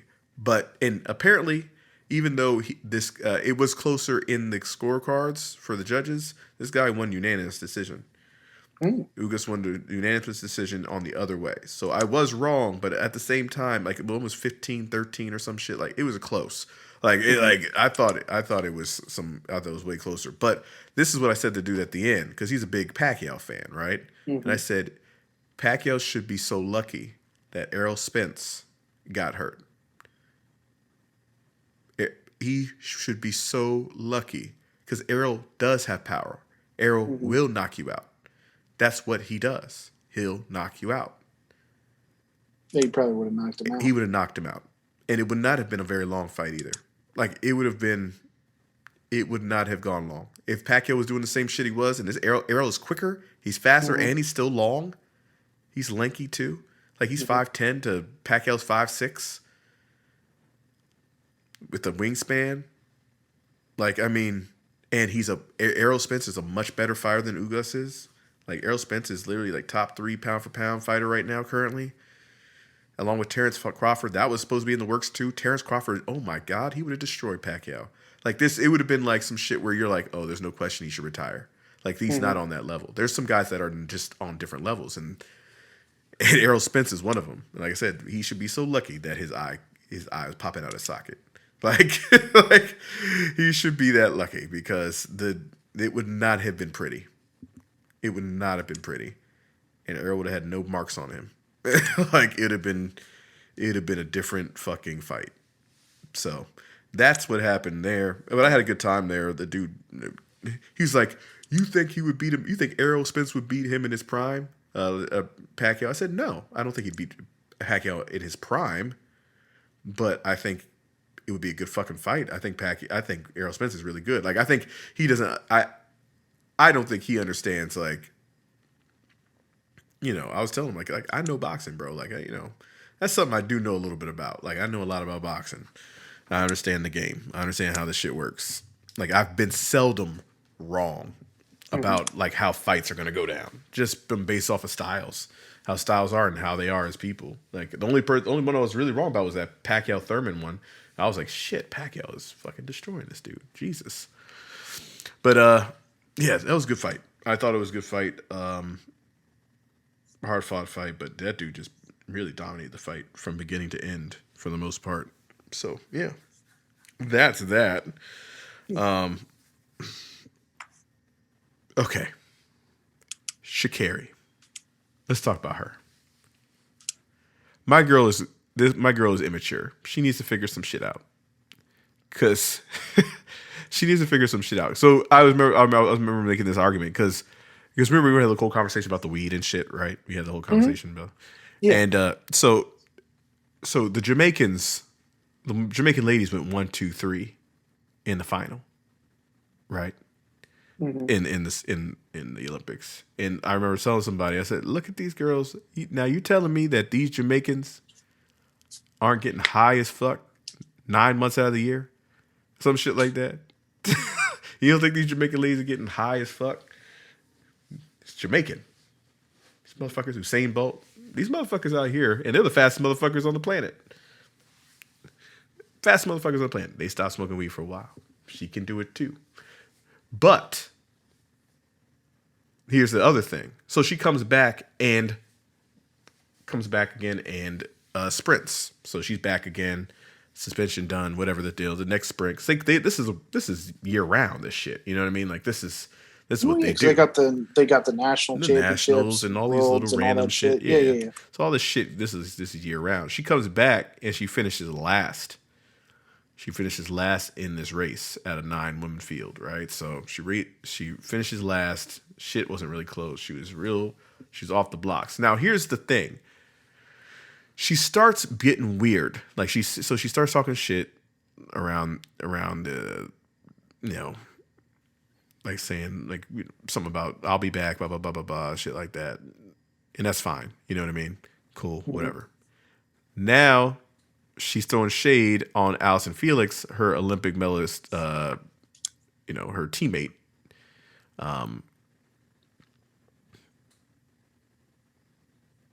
And this is what she says. She says she's obviously been through so much, and I hope that she's supported. This is for Felix. I hope that people rally around her. Obviously, she has a great personality, and she's brought a lot of attention to the sport, and I think she'll be in the sport for a very long time. I think just more than anything, for all athletes, there's so much that goes into it. So just give her the support she needs. Right? So that's what she says.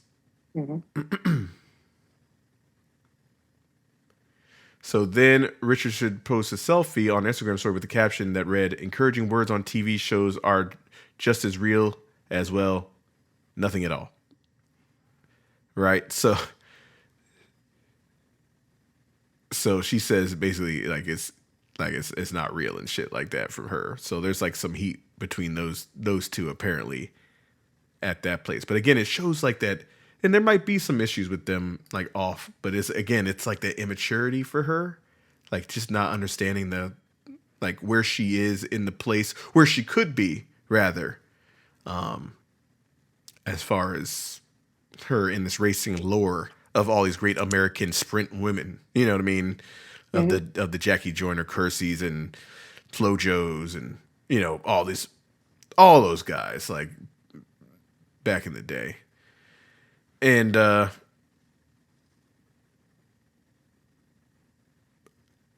so then there's another tweet. Apparently there's a tweet, right?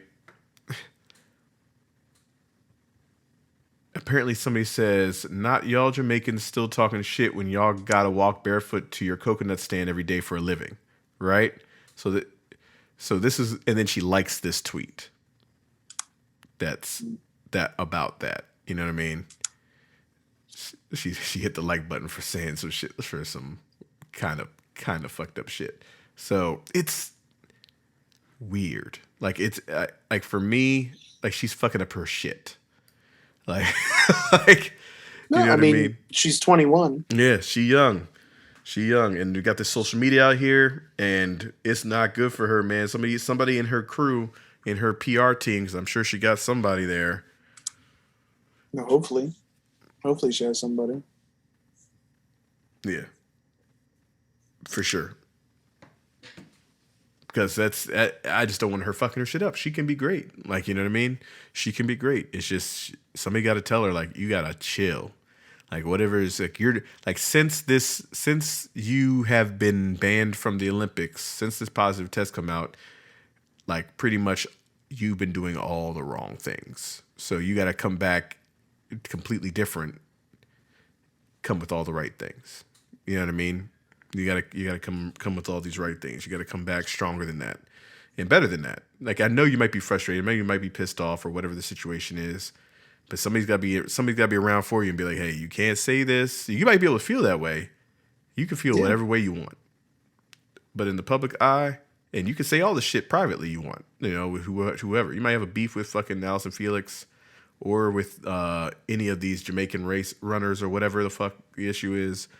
But as soon as you bring this shit public, it looks bad on you because nobody else is saying that shit in public but you. You know what I mean? So that's my 2 cents on the Sha'Carri situation. Because a great sprinter that she could be, you know what I mean, is kind of been put on the back burner. Her personality's showing, and it's not a good look. Not a good look. Well, I mean, see, and that's where, like, do you...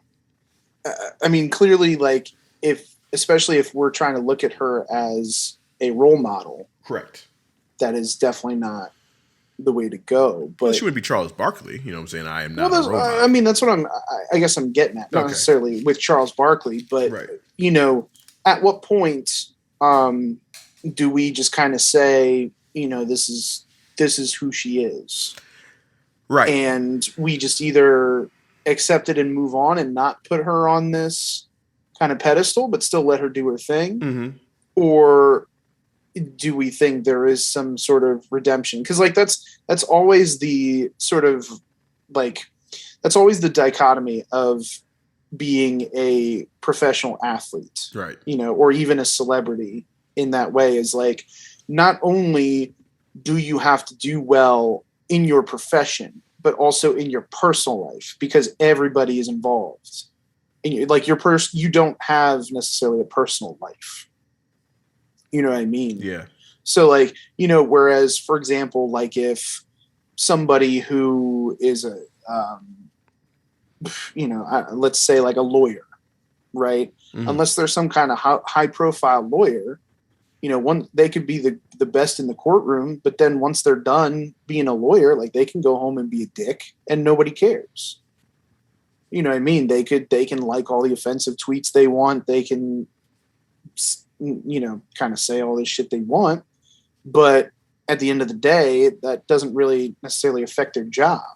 So, I mean, she could like this. It could be her. I don't know if this is her because I don't know her like that. No, you don't know her. But like, if this is how she is, then like, what are we really gonna do? You know what I mean? Like, if she's cool with liking tweets about like an offensive tweets, or like she's okay with being out front with throwing shade on a teammate because they do have some beef. Like, if that's her, then okay, I don't think she's going to get any endorsements or anything like that for it. Right. But, so if that's like the ultimate goal is to try to get like these endorsements, you do have to be that sort of like role model. Like, and I always go back to Derek Jeter because like he's like the perfect example of that kind of thing. Is like squeaky clean, like good at his job.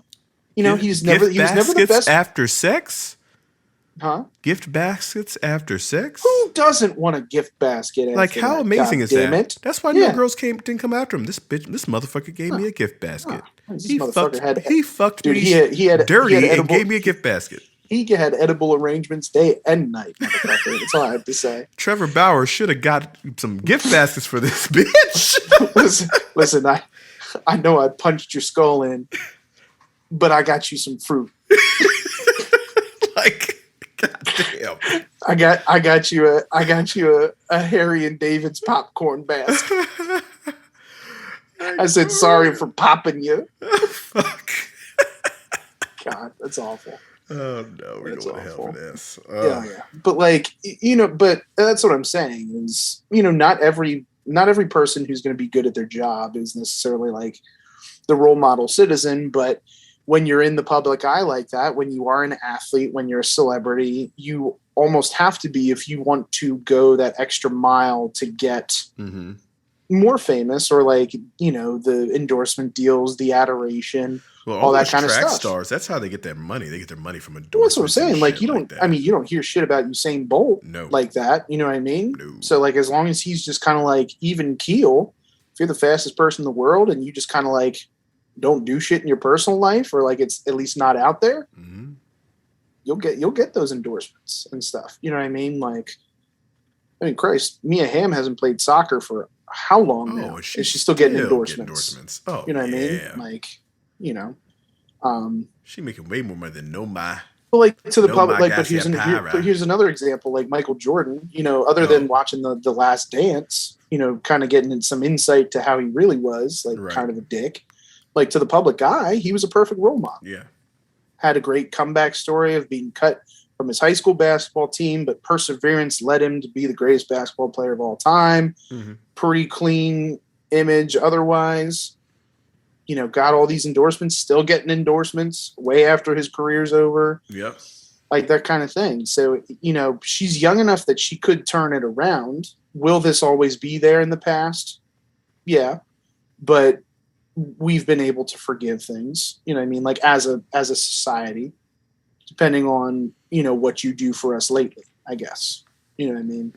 So, but like, if this is who she is, like, regardless of whether she's 21, 31, 51, like if this is just who she is, at what point do we just kind of say, okay, here she goes again. And then it's like, do we just, cause I know we're always looking for that next young, Olympic athlete to kind of hitch our wagon on for 4 to 8 years, correct? To the next like series of Olympics, and I felt like this was the person, but now this shit's coming out, and but now we got the swimmer. We got that one guy. I can't remember what's his name. The swimmer out. Oh gosh, yeah. Now he's the guy now. Gabe, no, not Gabe. Can't remember his damn name. Oh Jesus. Yeah. But yeah, he's out here. No, I know who you're talking about, though. Yeah. But anyway. That's what it is. So, like, if she's okay with putting that out there, then if that's who you are, then, just know that's going to have consequences on your professional life and accolades, because you don't like these, and some athletes don't understand that their personal life is always going to be on display like that. Like, so like all through social media, like what you post, what you say, what you like, what you retweet, everybody's watching. Everybody's watching your every move in that way. And that's what social media has been able to do for a lot of people is like really get the population to infiltrate more of somebody's personal life in that manner. Yeah, I agree. You know what I mean? I agree. Like, because like, I mean, I'm guilty of it. Like, I'm always watching what The Rock posts on Instagram. Like, I'm always all over it. You know what I mean? But like, he's not liking offensive tweets and shit. Right. Can't do that. Gotta know it's good. Well, but I mean, she's young. She's 21. Again, she is young. Remember what you did when you were 21. You definitely did some things you regret. Well, yes, I and have. Definitely some things that don't age well. I know I did. Well, there's a lot of things. I'm sure most of us have. There's a lot of things don't age well. But apparently what didn't age well was this Eagles team that you went to see. That did not age well. Apparently. Well, I mean, most of them didn't age. They just stink. Oh, man. It was bad. Yeah. Like, I remember watching, like, you told me about it, and I saw the score. I said, oh, Jesus. Yeah. I said, what are they doing? Well, I was going to say, now, granted, I mean, I don't know how much this even plays a factor in it, but, like, first of all, Jalen Hurts didn't play at all. Sure. Like, at all, because he had that stomach thing. But Joe Flacco out here. But elite Joe Flacco, the threat to take the job. Joe. What happened? Well, he turned his white pants into brown pants because he shit everywhere. Oh. He was. I mean, now I've seen him look bad almost his entire career. That New England defense, no bullshit, bro. What? And at some point we weren't even playing the starters. Like, that's the thing. Like, we didn't even play the starters the whole time. In fact, I personally missed when most of the starting was in there because I only got in there like in the second quarter. Like, I missed the whole first quarter because there was like a backup getting into the parking thing. Then I got diverted around the stadiums. Oh, Jesus Christ! Down in Philly to like even get in there. So I missed the whole first quarter. So like by the time I even got in there, it was already a whooping. Like, they were already up a decent amount, and then it was just a pile-on from there. I mean, the things I took away because obviously I'm a Patriots fan, the things I took away that, not necessarily in the stat line that, like, if you look at the stat line, Mac Jones 13 and 19, 145, but kind of how he got there was what I really saw. You know what I mean? And what I also saw too was that we were really effective running the ball. And I don't know if that's because the Eagles O-line across the board is just that bad, or if we've upgraded, in our O-line depth. You know what I mean? Like, if Eagles defense is really that bad. Maybe what I mean? Maybe their depth is that bad. Their depth might be that bad. Yeah. But I mean, like, it was already like within like 3 plays, like, there was a fumble and it recovered it, and then we go down for a touchdown, basically just ran it pretty much. Our dude missed a couple field goals here and there, but it was pretty much easy peasy. Every time we had the ball, we were scoring. Like, there were very few times we actually punted the ball. Gotcha. That makes sense. You know what I mean? Like, pretty much once we were down there, we scored, or we at least attempted to score. If we missed the field goal, or like, I think we did have a turnover late. Like, we had a fumble late, but we got it right back with an interception late. You know what I mean? So it was, it was just pretty much a shellacking. Damn. But Mac Jones looked good, even though the stats aren't like super impressive. He looked good. I mean, it's preseason. Real good. I mean, nobody's out here balling in preseason. Like, you're gonna throw. But like, there was one play in particular. There was one play in particular that did it for me, for Mac Jones, because he made a throw that for I would say probably most rookies and even like just kind of like newer players to the NFL, especially quarterbacks, would maybe try this throw but be unsuccessful because they would not be confident with what they're doing. Gotcha. But literally it was a passing play, and there was a guy down the middle that was pretty much wide open, but he could have, it could have been defended underneath, like if the guy could have a reach. But then there was another guy to the right who looked like he was double covered. Essentially, like you could see the two defenders converging on this guy, and he had a window to throw it in, and the dude threw it in the window, and I got nervous because I was like, "What are you doing?" Like, to me, the naked eye, that looks like the wrong place to go. Right. That motherfucker threaded that needle, got it through both, made that throw, and that ended up going through, and not quite a touchdown, but. Like it was just it looked like one of those plays that like a fearless quarterback would make because they know it's the right move. Right. With how the defense was maybe masking things. Gotcha. And that to me spoke volumes. I was like, damn, like this kid's just going to fucking go for it. You know what I mean? Like, could there be some headaches along the way? Yeah. But like, that's how he's going to learn. You know what I mean? Now, if Cam Newton tries to do that, that ain't happening. That ball's picked. Yeah. But it's because it was so. The thing is, it was so accurate. Right, it's an accurate. Like throw. he threw it so accurately. Like if he missed it an iota to the left or an iota to the right, that's either intercepted or just not complete. Period. But he threw it on a dime in this window. Like Cam's not making that. Cam just does not make that throw. Period. He just doesn't make that throw.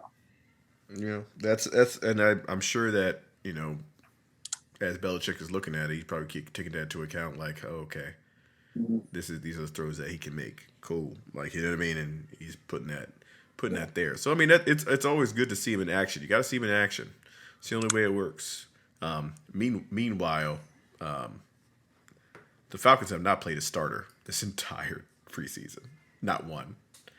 So we've been getting our ass kicked, but we haven't played a single starter this entire fucking not a single one has played. So I don't know if they're playing the third preseason game, like a quarter of shit, but they're keeping that shit tight under wraps. Usually they're just like, nah, we're not doing it. Matt Ryan hasn't set foot on the fucking field yet. AJ McCarron got hurt. He did. He did. I saw that. So we picked up Josh Rosen's stupid ass. Yeah. So we'll see what happens. I don't know if I feel bad for Josh Rosen or not. I just know this motherfucker getting bounced around. He's probably played 15 snaps in the league. You know what I mean? Like he's barely played. Yeah. So I don't know if I feel bad for him or not. But he's with the Falcons, so all that means he's not going to see the field anymore. So he's not going to see the field anyway. Matt Ryan doesn't really miss games. But hopefully he can learn. Yeah, I'm thinking maybe he can learn a lot from Matt. So maybe he has the skill set to figure some shit out. Because I mean, yeah, he's had 109 passes. 502 passes in his career. Oh, he did play. Who did he play for? I mean, who did he actually play for? Who? Rosen? He played for Arizona for a while. Oh, he played. Yeah. How many games? 14 games played. Yeah, because he was their starter for 11 touchdowns, 49 Ts. So that's not great. 7 fumbles. That's really not great. 55% completion percentage. That's really not great. Arizona did suck though. In general. And then he had 109 completions, 6 games played with Miami. And he was terrible there. Like, he was real bad. 1 touchdown, 5 picks. So that's not good. So, not a lot of playing time, but at the same time, not good look. So, we'll see what happens. He's only been in the league a few years. Didn't play last year. So, yeah, that'll be interesting. That'll be interesting to see this year for Josh. Don't know what's going to happen with him. But I'm not talking about the Falcons right now because I don't know what they're going to look like at all, honestly. I have no idea because I haven't seen any starters play. I've seen a bunch of guys trying to make the team play. That's preseason's for. Honestly, it's what preseason's for. Yeah, it is to figure out that depth and Yep. see what pieces you can have Yep. as far as like next man up goes. Yeah, like who's cutting it? But Who's not? I feel like you do still have to get some of those guys reps. Yeah, I You know what mean, maybe you do, maybe you don't. I don't know the philosophy, so I don't. Maybe they're all coming in on the third, and just fuck shit up for a quarter, and then sit the fuck back down and go to work. I have no idea what they're doing, so I mean, yeah, I stay was gonna tuned say to that. at least get him in that last game for something. I mean, I know they're practicing, but practice reps aren't necessarily the same as getting preseason reps against another team. Right, You know what I mean? Like exactly. you still need to at least be in the competitive mindset, even if it is even if it's for a series. I mean, that's what that's what I feel like I would do. Not that I have any football credentials, but like get everybody at least a series Mm-hmm. in a preseason game because Right. you got to play. Yeah, you got to get your feet underneath you. And shit happens. Like, yeah, they could get hurt, but like they could get hurt in week 6 too. Sure. They can get hurt. They can get hurt whenever. So yeah, does it suck? And then hindsight being like, oh well, why did I play him? It's like, well, if you didn't play him, do you think they could have gotten in a rhythm later on? You know what I mean? Because some guys do need that engine rhythm. They need that rhythm. That you can't just bring them in cold in week 1 and all of a sudden expect them to, be where they should be. Right. Even if they are a veteran. Like there's very few veterans I think that can just click it on like that. You know what I mean? Oh, Like I know for me that's how it works. I got to get in a rhythm to do shit. I'm sorry. I just saw Jacoby. Remember Jacoby, right? Mm-hmm, He just posted some like 8 hours ago. I didn't even see this. He said, okay, Jesus. someone needs to take away Sha'Carri Richardson's phone, or she needs a new PR team because she coming at Allison Felix and ain't either. Like she coming at Allison Felix ain't it either. Yeah. You can't do that. I just thought it was funny. I was like, oh shit, he did say that. That's funny. Anyway, Yeah. but so you went to see that. I went to see an Orioles game, the Braves Orioles game, and I was on TV for a minute because You and all the little children. all the kids were around me. I was chilling there, and then who hit a home run? Fucking. It wasn't Jock. It was the other one, other new guy. Adam Duvall. No, not the return, not the retread. Uh, Hold on. I'll think of it in a second. I don't know why I can't think of it off the tip. I don't know why. Braves stats. Stats. Where are my stats? Fuck. Why can't I think of his name off the top? That's really annoying. Usually I can think of motherfuckers.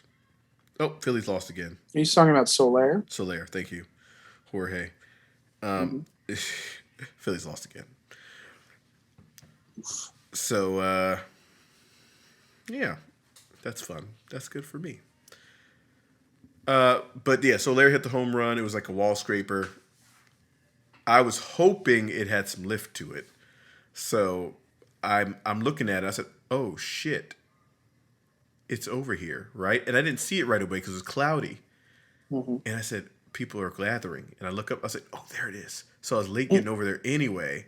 And as I get over there, I said, oh, shit, it might come here. But they grabbed their hand. I was hoping it would get over them, but it just didn't have that carry. Bounced up. Bounced down right below on the first. I was in the third row. That came in the first row. So I was like, fuck. And then this kid behind me, it's like climbs on my back at the end. And I look behind, I was like, what the fuck is this kid doing? You know what I'm saying? Like, I was like, we got like, it's not like a lot of people there. It's an Orioles game. You know? This kid's climbing on my fucking back. I thought it was funny as shit. But yeah, that was funny. I was like, oh, I'm for sure on TV. I want to see what happened. And you sent me that clip, and then I looked at it later. I said, oh, good. I'm going to make a GIF out of this. I'm going to make a GIF out of this because I found the clip. I said, that's perfect. Because that shit is funny. I was like, oh, fuck. And I was like, yes. And I was like, oh.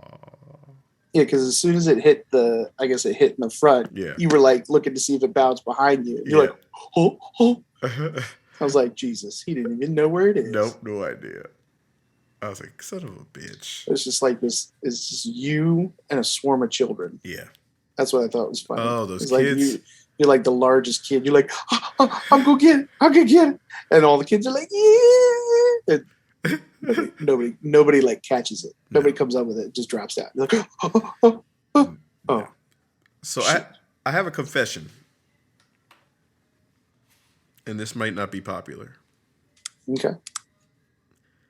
I like Nats Park better than I like Orioles Park. And I'm going to tell you why. Did I originally like it better? No, I did not. But I like it now. Because the Nationals got a lot more shit there now. Like, that shit is like... Well, they need it now. They gave away all the players. Fair. No, they got a lot of shit there now. It's like a whole fucking thing they got down there, which is really cool. They just used to have the bullpen down there. And that was fine. Like, but if you're done with that, you want to do something else. Like, I mean, they got all it is like some outdoor, like, you know, mini tailgating place. You can buy a hot dog. You can get some frozen. You can get some drinks, some frozen, different types of drinks, beers, frozen drinks, shit like that. It's cool for a little while. They got band playing. It's dope. Like, it's cool. Mm-hmm. You know, but sometimes you might not want that. Sometimes you might want some Thai food. They got a place for that. Sometimes you might want pizza. They got a place for that. Sometimes, you know what I'm saying? They got like a little shopping center / you know, but every place is a bar. It's not like, you know, like every place has a little bar outside. It's fucking pretty cool. Meanwhile, Orioles Park got Pickles, which is their fucking standard, and a couple other bars right around across the street, which are fine. They're cool too, but it's not the same vibes. I don't like the same vibes. I don't know. National Park gave me better vibes. I was like very shocked that I was liking Nationals Park more than Orioles Park. Now the view in Orioles Park is beautiful because they got the fucking warehouse and it looks cool and shit like that. The view in the park is cool. But around the park, like I even like the Nationals setup in the park, like as far as vendors go, better than I like Orioles Park. And it might be because it's straight up newer. Like everything is just newer. I know Orioles Park, Camden Yards is the standard because it's the way everything is now because of Camden Yards. Right. Camden Yards is the blueprint. It was the trendsetter. Yeah. It is the blueprint for all other stadiums that came after it. The setup, everything is the same as Camden Yards since then. I don't even think they've changed it. It's the same shit. Everything's smaller. Like everything is kind of like on top of the shit. They got the open little area and shit so you can see. Like, you know, they got like a whole vibe there as far as Oriole Park goes. So they got a whole vibe which has gone beyond all these places now. All these places have the same vibe, which is awesome. But Nationals Park has since gone past that, just as far as the vibe around the stadium and some of the selections they have inside the stadium as well. Like as far as drinks go, like I remember trying to get a mixed drink at Orioles Park, and they have some. They have these canned ones, which was a win. But like I couldn't, like they didn't have a wide variety of mixed drinks, or as opposed to Nationals Park. My black ass could get a mixed, like a for real mixed drink. Just hook the motherfucker up. I'm gonna get it in. Like I was like, yes sir. Like I can get what I want.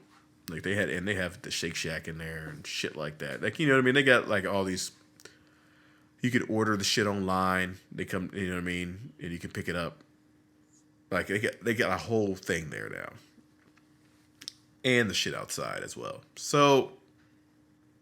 That's my 2 cents on the thing. I still like Nationals Park a lot, but I mean, I still like Camden Yards a lot, but that Nationals Park is pretty fucking cool, especially now, and the shit surrounding it.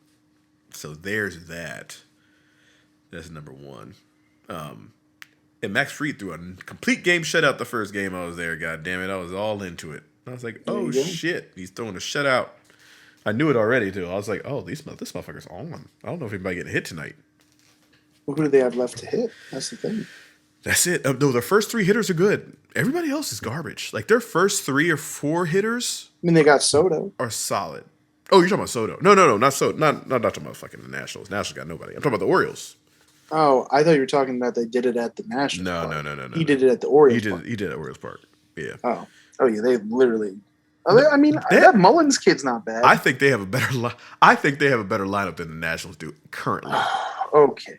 Let's not go that far. Currently, I do. Like I think their first 3 or 4 hitters are solid, but the rest are straight hot ass garbage. Orioles, I mean the Nationals, I don't know who the fuck they have, bro. Like that shit is not good. So I'm saying they got Nationals are not good. I like that Mullins dude's pretty good mm-hmm. for Orioles. Yeah, he's a good player. Mancini's fine. There. I don't know who the hell else they have. Bro, they got the fucking other dude too. He's out here hitting too, man. They got it. Like I was looking at the stats. I said, "Oh shit, these motherfuckers actually can hit." But then it goes off the rails, like real fast. Yeah. Like I said, Jesus Christ. Oh, the Orioles are up, by the way, 10-6 on the Angels right now. Mountcastle, he can hit. Oh, you know who's pitching tonight? Who? Ohtani. Ohtani getting lit up tonight. Overrated son of a bitch. Yeah. Gave up 3 homers. Ooh, he did. He got lit up. Struck out 7 though. Yeah, see. Jesus. Yeah, his ERA raising up a little bit. Jesus. He got 5 hits, 4 runs, 3 homers. He got did in by the home run. Yes, sir. Who hit those home runs? Let's find out. Mullins, Santander, and Santander can hit too. He got some power. And whoever D. Stewart is. Don't know who that DJ is. Stewart. DJ Stewart. Clue. Yeah, he's nothing. He's hot garbage. But Mullins can hit, for sure. Mountcastle, Mancini can hit. Santander can hit. And then the rest are just hot ass garbage. Like that's their lineup. But those 3 or 4. Oh, and then they got this dude, Austin. He's not pitching. He's not playing tonight. But Austin something. Can't remember his name. Damn, these are high scoring games. 14-8 Angels. Jesus Christ. What happened last night? I'm just looking at Orioles. Hayes. 30, Austin 30. Hayes. Oh, okay. I've heard Austin. Yeah. 39 games back. Yeah, they're terrible. It's because they're pitching, though, because they're giving up fucking 12, 14, 16 runs a game. Well, their run differential is negative 239. Yeah, that's garbage. I mean, that's over the season. Like that, I think that is the worst. That is the worst in the league. Worst of all time. That's fucking awful. But they have some pieces. Like Mullins, Mountcastle, Santander, Hayes. He's young. He's not great this year, but he's... Yeah, they'll be there for like another year. Right, and they're going to get rid of him, and then they're going to fucking flourish somewhere else. Like, I mean, that's just what they've been doing. Well, because they'll bring in like... Yeah, they'll trade them for like some one fucking guy who's not going to change anything. Yeah, they'll trade them for like I don't know, Lance McCullers or some shit like that. Some bullshit like that. Yeah. You know, so one of those pitchers. It's like they're good, but then you bring them somewhere else to Baltimore, and they can't pitch. Yeah, no, that's where it's at though. You're not wrong. That's what they do. But that's the Orioles. I mean, you know, the Orioles fans are diehard. I mean, they go out and they want to win and. They're still on this losing streak. I don't think they've won in a very long time. I think they're still on this losing streak. 19 games. Yeah, this might be the one they break because they scored 5 runs in the 8th, and they're at home, so it's probably bumping 10 in there. 10-1. Yeah, they're probably bumping in there 10-6 right now, especially off Ohtani. Yeah, he gave up 4 runs, but then somebody else came in and gave up a ton more runs. So they might. Oh shit, I missed that. Yeah, he only gave up 4. Petricka, who fucking came in, gave up 4 more. In a half an inning. Yeah, people would get up. They're getting lit up. So whoever the fuck came in just getting destroyed. Like Ohtani didn't have a great night, but like he didn't fucking like lose the goddamn game. These motherfuckers lost the game. He only like he's not gonna get shoved with the loss. He doesn't have the loss today. Not like it matters, but these motherfuckers scored late. So that's a big thing for them. Like if they can break that little. That 19 games, Jesus. That's a comeback. That is not good. 19 games. How can you lose 19 games in a row in the MLB? That's so hard to do, man. Like, it's I don't hard know. to do in baseball, I feel. Hard to be that bad. Yeah, like 19 games in a row. Like, you're Hmm. bound to win one just by sneezing by accident, I feel like. Yeah, Because you have those like you off nights. like if yeah. I was gonna say the other team's gonna have a bad day at some Right. point. Somebody's going to have a bad day. Craziness. Anyway, but yeah, that was fun. Like, it was fun going to baseball games. I almost forgot I went to a baseball game this year. That's how long ago it was. I was there with you, and I remember going with my Jesus, other yeah, that was a friend. while That ago. was. It feels like a whole nother year, but it was Hmm. this year It in was the April. same season. Yeah, same fucking season early. So I was like, oh, I hadn't been to a game. I said, oh wait, I did go to 2 games early. Right. And then that feels like a whole nother year to me, honestly. Hmm. But yeah, so I went to 4 more games, and I probably won't go any more games the rest of the year because they don't play anybody else close by. So that'll be that. But that was a nice little run I had for games. So I hope they see those guys again. I have to check. Besides the Nationals, I might have to go to more National Braves games when they're around because, yeah, the Nationals Park is like that. My bad. That was You're a lot of sleeping fun. on it. Yeah, I was sleeping on it. I mean, I used to go a ton, but that's because that's when they only had one fucking thing. You know what I mean? Now they got every fucking thing. Ugh. But yeah, I mean, I'm excited now for football season, dude. Like, I'm trying to get my playlist together. My playlist to start the day. I'm still deciding if I roll up to Primanti's or stay close for like the first game or two while you are indisposed. Mm. Doing your thing. I mean, you could put the good name back in. Yeah, I figured like I should just go in and be like, hey, and see if they remember. I said maybe I won't be there the next week, but I'll be like, hey, I'm here the first week. Right. And be like, hey, I'm here. Yeah. And say So we'll be here. they're remembering you anyway. Yeah, I mean they do remember me. I hope the a Spanish girl's there from New York. She cute. Mm. Yeah, there you go. She cute. She remember me. I still have that rubber ducky in my You bring that bathtub. shit in. That's gold right there. I'm not bringing it in, but it's in my bathroom. It's in my You should bathroom. I'll take a picture you of should, it. No, you should bring it in and be like, "This is my lucky ducky, baby. Lucky ducky. This is my lucky ducky." Oh shit! I'm definitely gonna take a picture of it though. I'm not bringing it. But I'll bring. I bought a Falcons necklace in New Orleans. Ironically, there's like a Falcon necklace I'm wearing. I'm adding that to my my closet. Okay. But yeah, so during that first football game where I will be, you have some big shit going on. Mm-hmm. You got Yeah, some big man. shit going on September the 12th at 1. Is that correct? Yeah. Yeah. I mean, we'll probably be starting our open swim a little earlier, Mm-hmm. but yeah, pretty much at 1. Camp Leapfrog's taking another field trip. We're going back to that H2O Center in Williamstown, New Jersey, for a doubleheader this time with Combat Fights Unlimited. So we are running the afternoon show. Camp Leapfrog is presenting the Trail Mixer, which we are actually going to have a Trail Mixer, which is basically our version of the Royal Rumble Battle Royal, however you want to put it. And the winner of the Trail Mixer gets a match of their choice whenever, against whoever, and whatever they want. Mm. So whoever wins it gets a match of their choice. Any stipulation, any opponent, anytime.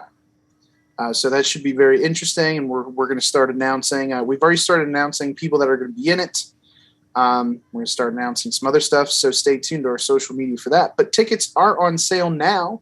If you go to campleapfrog.com/shop, you can grab tickets for not only the Trail Mixer, but you can also grab tickets for Combat Fights Unlimited, which is the same day, but at 5 o'clock. So same venue, same day, just different time. Or if you want to go to both shows, you can get a combo ticket. you can get that combo ticket. Saves you money. So if you want to go to both shows, get a combo ticket, save you some money. Get into 2 great shows for the price of 1. And all of that is going to happen on Sunday, September the 12th. Is when it's happening. So Sunday, September the 12th. So it'll be here in a couple weeks. It's coming up soon. It is coming up soon. Coming up soon. Believe it or not, coming up very, very soon. It is. So again, tickets are available at campleapfrog.com/shop, or you can just find us on social media at Camp Leapfrog across the board. We've got links all over there to guide you to the ticket page. You can also find it on Eventbrite if that's easier for you. Just look up Camp Leapfrog or High Tension Wrestling on there, especially the Trail Mixer. It'll take you right to the ticket page from there. So get your tickets. We still got front row combos, still got general admission, still got the VIPs available. So make sure you go get your tickets because it's going to be shaping up to be a pretty good show. So that's like the biggest thing we got coming down the pipeline here as far as Camp Leapfrog goes. But yeah, we got about 2 weeks left until we rock and roll with that Trail Mixer. Yeah, stay tuned for that, guys. I mean, it's going to be pretty ballin'. I can't wait to watch that on. I'm probably going to go ahead and, because that's going to be on IWTV, correct? I believe so, yeah. I don't remember if it's going to be live streaming on IWTV or if it's going to be put up later. Gotcha. I think it is going to be live streaming Okay. that day. So, well, yeah, stay tuned for that, because if it is, you know I'm going to bring my Chromebook. I'm going to place that shit right there and be like, where's your boy? I'm going to be like, he's right fucking there. There you go. That's where he is. Right fucking there. All right, y'all. That'll do it this week for the Sweatshop Podcast. Please like, follow, share. We are on all of the social media things. But the best way to look at all those social media things and High Tension Network shit, please go to my Linktree. Linktree/Sweatshop Podcast. That's it. It's easy. That's all you got to do. Linktree. That's it. I'm typing it in right now. Linktree. Sweatshop Podcast. Boop. Pop the fuck up. Let's go. It's right there in your file. Sweatshop. Oh, I'm sorry. I said podcast, but really Sweatshop Pod. Suck my balls. Suck my balls. Linktree/Sweatshop Pod. Not Sweatshop Podcast. Sweatshop Pod. My bad. But yeah, you look at all that shit up. Boom, boom, boom, boom. And then all those things are dialed in. You can look up all these things. We're on all that shit. Anchor FM, Spotify, Apple Podcasts, YouTube, Facebook, Twitter, Instagram. The merch is on there. High Tension Wrestling website's on there. We got it all there for you. Along with all the other, if you go look on High Tension Wrestling, you're going to find out all of the other podcasts that are available and all of the things that High Tension Wrestling is doing. They are dabbling, baby. They got everything rock and rolling there. We got a lot of stuff happening. Yeah, they absolutely do. So go ahead and do that for us, guys. All right, what you got?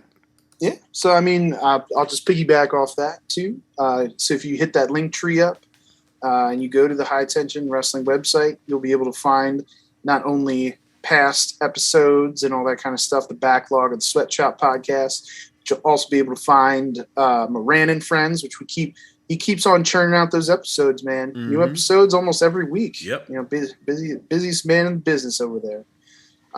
So he keeps churning out new episodes there. We still got episodes of Tommy Talks Tape. We got little bits and pieces coming out here and there. We got some open swim matches that I know are coming out there, exclusive Camp Leapfrog stuff coming out through our YouTube page and all that stuff. So the best way to keep tabs with that is either find us on social media at High Tension HTW and get your links from there across the board, or just stay tuned and plugged into the High Tension Wrestling website, which is hightensionhtw.com. There you can find a page all about Camp Leapfrog, has our tickets, has the merchandise links, has all that kind of stuff there, has all of our podcast links that you can even watch them on the website there via YouTube. embedding, or you can go to our YouTube channel, the HTW Network. Just search that on YouTube. You can find all our stuff there. We're streaming on all the podcast platforms. So just make sure you're following all of our stuff there across the board at High Tension HTW and also at Camp Leapfrog across the board. So you can stay tuned to anything and everything related to the Trail Mixer, which again is coming up on Sunday, September the 12th, starting at about 12:30 is when we'll open the doors for everybody to come on in. So make sure you grab your tickets early so that you can get in. Make sure you get your VIP packages because we're going to have, I know we're going to have a raffle of some kind there. And if you're a VIP, you get a free raffle ticket. So you are already automatically entered into the raffle for the prize that we're going to give away. It's one of the VIP perks there, along with some other things. Grab those tickets at campleapfrog.com/shop or hightensionhtw.com/shop. It'll take you to the same place. And then I think that's, and then just make sure you also follow our doubleheader partner as well, Combat Fights Unlimited. I believe they are CFU Unlimited. I gotta look that up real quick. It is. I thought it was at Combat Fight ULTD. Is that it? Combat Fight ULTD. That sounds about right. Yeah. That could be. I'm right. looking at the thing right now, like on the link or not. Yeah, that could be right because I always mess it up. Yeah, Combat Fight ULTD. That's what it is on Twitter, at least, and I'm sure Instagram. So make sure you give them a follow because they are also announcing participants for their show that is following ours on Sunday the 12th, Rise of a Champion, which they got some great talent announced for that as well. So make sure you stick around after the Camp Leapfrog show to check out Combat Fights Unlimited. It'll be a great doubleheader after the week of Labor Day there. Because I know that's coming up soon. Mm-hmm. And then I think the only other thing I got is just follow me across the board at Maestro A. Scott for some other happenings going on. You know, I might be popping up in different places that you never know, and I'll be posting about that. So just keep on following all the avenues and channels there. Follow it. Me in. Doing it. Sweatshop Podcast, High Tension Network. Let's do it. Me and the Maestro. We're closing up shop.